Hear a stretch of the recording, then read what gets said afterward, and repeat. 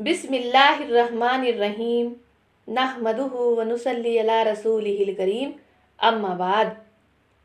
امیر المومنین حضرت عمر رضی اللہ تعالیٰ عنہ اپنے خلافت کے زمانے میں بسا اوقات رات کو چوکیدار کے طور پر شہر کی حفاظت بھی فرمایا کرتے تھے۔ یعنی حضرت عمر رضی اللہ تعالیٰ عنہ کو جب اللہ تعالیٰ نے خلافت بخشی تو اس زمانے میں وہ رات کو اپنے پورے شہر کا ایک چکر لگایا کرتے تھے، یہ دیکھنے کے لیے کہ کوئی پریشان تو نہیں ہے۔ ایک مرتبہ اسی حالت میں ایک میدان میں گزر ہوا، دیکھا ایک خیمہ بالو کا بنا ہوا لگا ہوا ہے جو پہلے وہاں نہیں تھا۔ اس کے قریب پہنچے تو دیکھا ایک صاحب وہاں بیٹھے ہیں اور خیمے سے کچھ کرہانے کی آوازیں آ رہی ہیں۔ سلام کر کے ان صاحب کے پاس بیٹھ گئے اور دریافت کیا، تم کون ہو؟ انہوں نے کہا، ایک مسافر ہوں، جنگل کا رہنے والا ہوں۔ اب اس نے ساری بات بتا دی کہ میں تو جنگل کا رہنے والا ہوں، ایک مسافر ہوں۔ امیر المومنین کے سامنے اپنی کچھ ضرورت پیش کرنے کی مدد کے چاہنے کے واسطے سے آیا ہوں کہ میں تو مدد کے لیے آیا ہوں کہ امیر المومنین میری کچھ مدد کریں گے۔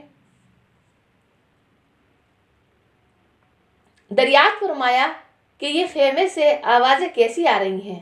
ان صاحب نے کہا، میاں جاؤ اپنا کام کرو۔ آپ نے اصرار فرمایا کہ نہیں، بتا دو، کچھ تکلیف کی آوازیں ہیں۔ ان صاحب نے کہا، عورت کی ولادت کا وقت قریب ہے، درد ذہ ہو رہا ہے۔ آپ نے دریافت فرمایا، کوئی دوسری عورت بھی ہے؟ انہوں نے کہا، کوئی نہیں۔ اب انہوں نے پوچھا کہ آپ کی بیوی کے ساتھ کوئی اور بھی ہیں؟ تو انہوں نے کہا، کوئی نہیں ہے۔ آپ وہاں سے اٹھے اور مکان کی طرف تشریف لے گئے۔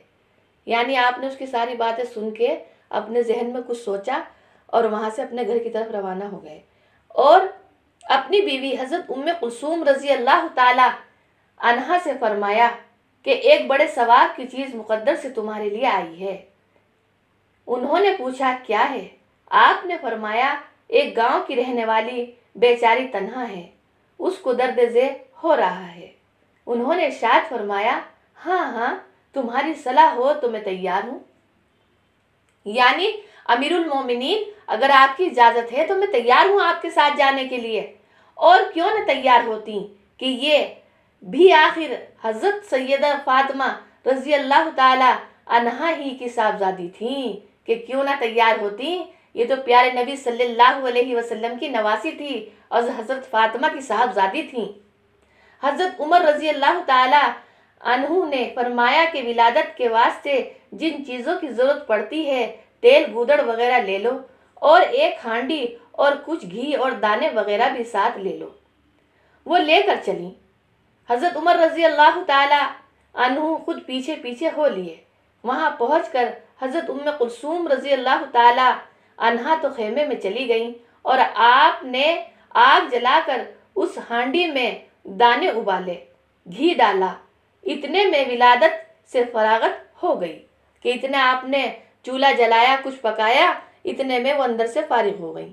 اندر سے حضرت ام کلثوم رضی اللہ تعالی عنہا نے آواز دے کر عرض کیا، امیر المومنین، اپنے دوست کو لڑکا پیدا ہونے کی بشارت دے دیجیے۔ اب دیکھو اندر سے ہی کہہ رہی ہیں، ان کو نام سے پکار رہی ہیں، امیر المومنین، کیا آپ خلیفہ ہیں؟ ان کا نام یہی تھا، لقب امیر المومنین، تو اسی نام سے پکار رہی ہیں۔ امیر المومنین کا لفظ جب ان صاحب کے کان میں پڑا تو بڑے گھبرائے۔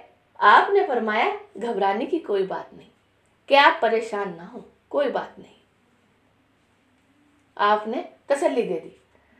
وہ ہانڈی خیمے کے پاس رکھ دی کہ اس عورت کو بھی کچھ کھلا دے۔ حضرت ام کلثوم رضی اللہ تعالی عنہا نے اس کو کھلایا۔ اس کے بعد ہانڈی باہر رکھ دی۔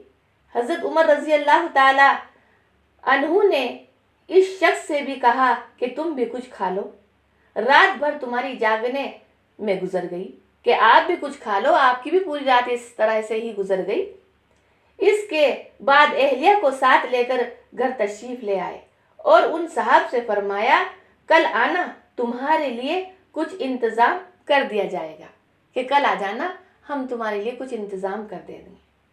ہمارے زمانے کا کوئی وزیر اعظم یا کوئی رئیس یا معمولی حیثیت کا مالدار بھی ایسا ہے جو غریب کی ضرورت میں مسافر کی مدد کے واسطے اس طرح بیوی کو رات کو جنگل میں لے جائے اور خود اپنے آپ چولہا پھونکے، یعنی چولہا پھونک کے کچھ کھانا وغیرہ بنائے؟